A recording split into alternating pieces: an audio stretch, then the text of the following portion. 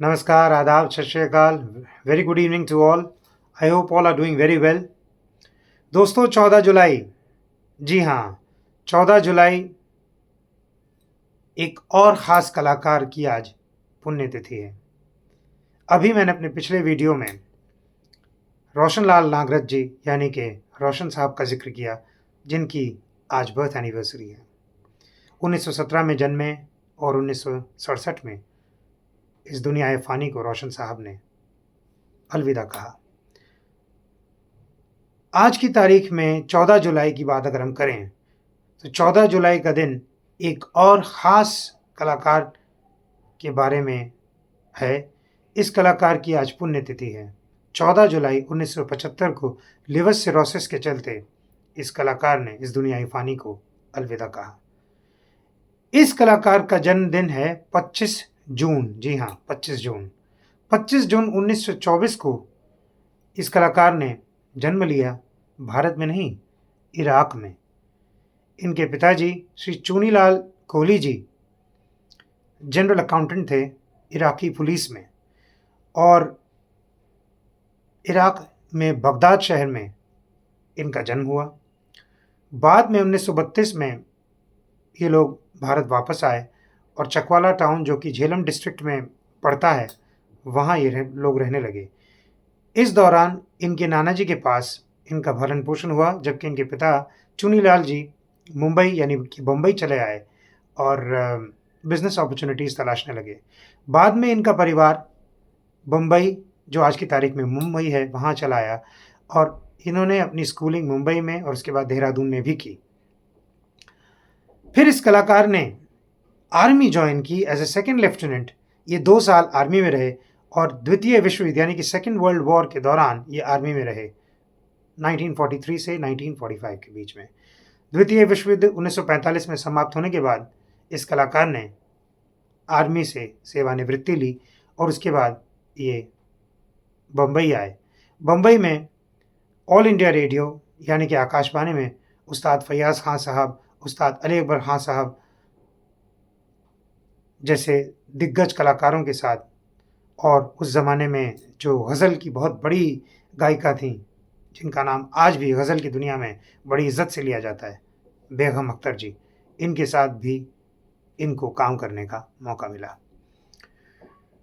तो इस कलाकार ने अपना पहला म्यूज़िक डायरेक्शन 1950 में दिया, जहाँ पहली बार इन्होंने मोहम्मद रफ़ी साहब के साथ काम किया और यहीं से मोहम्मद रफ़ी साहब के साथ उनका एक लंबा रिश्ता, एक लंबा एसोसिएशन रहा, जो कि ताउम्र कायम रहा। उनकी दूसरी फ़िल्म के वक़्त उन्होंने लता मंगेशकर जी के साथ काम किया और इस अपनी दूसरी फ़िल्म के दौरान जो लता मंगेशकर जी के साथ उनका एसोसिएशन था, वो भी उनकी मौत तक चलता ही रहा। लता मंगेशकर जी को वो अपनी छोटी बहन मानते थे और लता जी भी उनको मदन भैया कहती थीं।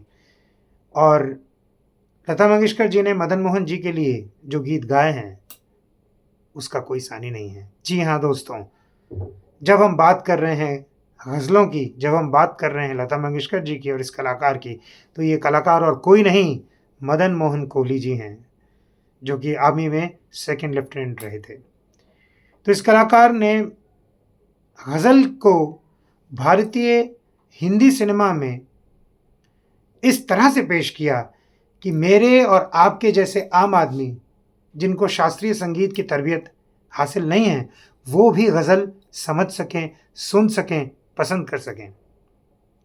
तो उनको लता मंगेशकर जी गज़ल का शहज़ादा कहती थीं, और ये बात अपने आप में कितनी सही है। मदन मोहन जी की सबसे बड़ी ख़ासियत यही रही कि उन्होंने शास्त्रीय संगीत को गज़ल में इस्तेमाल किया, चाहे वो राग देस हो, राग बिलावल हो, राग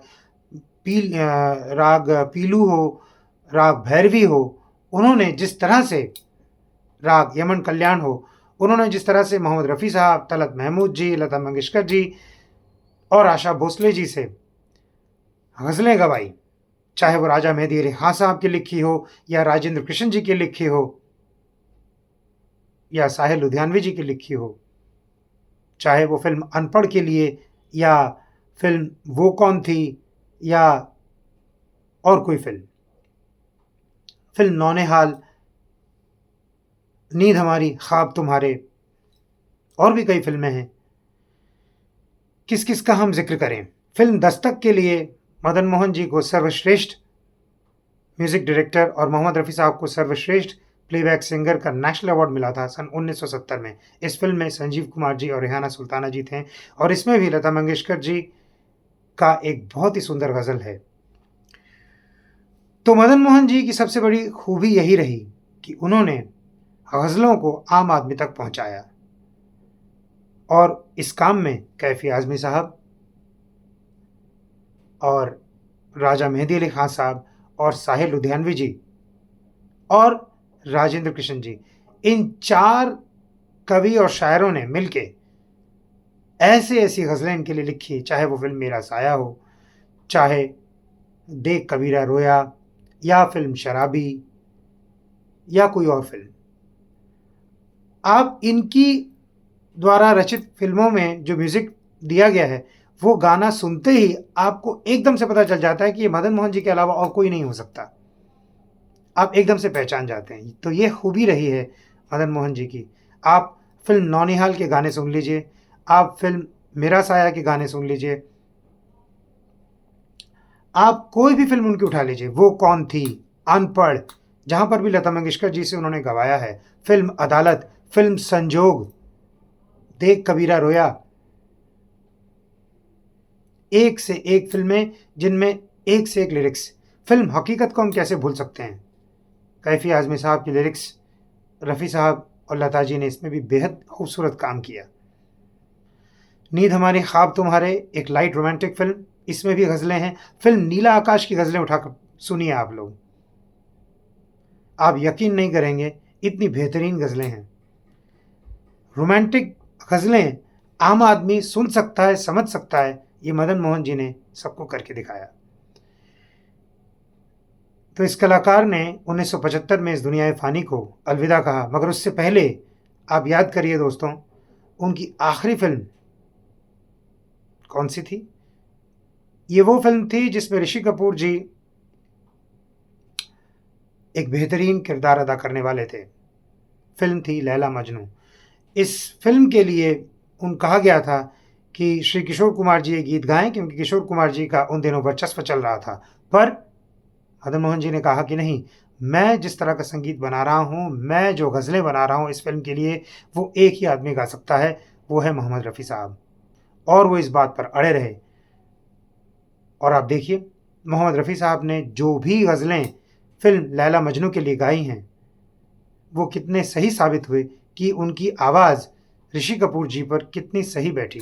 जबकि सब यही सोच रहे थे कि ऋषि कपूर जी की आवाज़ के साथ रफ़ी साहब की आवाज़ मैच नहीं करेगी, क्योंकि they have a huge age difference, but they were all proved wrong. So that was the charisma, that was the genius of the man, the vision of the man. सन 2004 में वीर ज़ारा रिलीज़ जब हुई, तो उसका भी music स्वर्गीय मदन मोहन जी ने दिया। यश चोपड़ा जी ने इनके बड़े बेटे संजीव कोहली जी की मदद से उनकी अनरिलीज़्ड ट्यूनों पर जावेद अख्तर जी से बोल लिखवाकर वीर ज़ारा के गाने रिकॉर्ड कराए गए। उसी दौरान उनकी अनरिलीज़्ड सॉन्ग्स का एक एल्बम भी निकाला गया, तेरे बगैर, जो कि काफ़ी पॉपुलर रहा। मदन मोहन जी के गाने अगर आप लोगों ने नहीं सुने हैं, तो मैं आपसे लोगों से गुजारिश करूँगा कि आप सुनिए। तेरे बगैर एल्बम जो है, आप उस पर ज़रूर अपनी निगाह डालिए। और मैं जानता हूँ, आप लोग ये बोलेंगे कि हाँ, मदन मोहन साहब, ख़ास तौर पे मैं उनके लिए कह रहा हूँ जिन्होंने मदन मोहन साहब को कभी सुना ही नहीं। क्या शख्सियत, क्या आवाज़! उनके खुद के ही सिंगिंग में भी कुछ गाने रिलीज़ हुए, जो बाद में लता मंगेशकर जी ने भी गाए। तो ऐसे महान संगीतकार को मेरा शत-शत नमन। इतनी जल्दी वो इस दुनिया को अलविदा कहकर चले गए, वरना शायद हम और भी उनको सुन पाते, उनको एडमायर कर पाते। So thank you so much. This was a small tribute to Madan Mohan ji on his death anniversary, 14th of July. Thank you so much. See you again. Take care.